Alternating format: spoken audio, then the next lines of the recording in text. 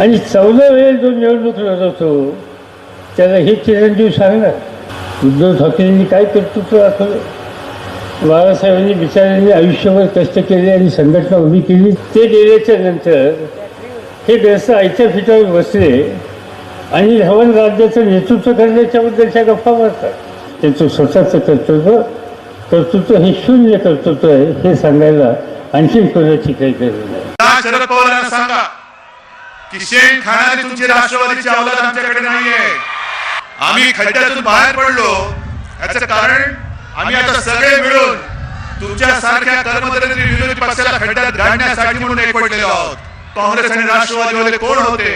अरे चोर दरोडेखोर होता तुम्ही. तुमच्या A to Z 12 खड्ड्या कमी पडतील अशा घोटाळ्यांचे पुस्तक मी गेल्या 5 वर्षापूर्वी काढलं होतं. ते आज सुद्धा माझ्या हातामध्ये आहे. आणि मी तुम्हाला विचारतोय पवार साहेब, राहुल, तुला लाज वाटते का की स्वतः घोटाळे बाजा तुम्ही? हे सगळे दरोडेखोर आहेत.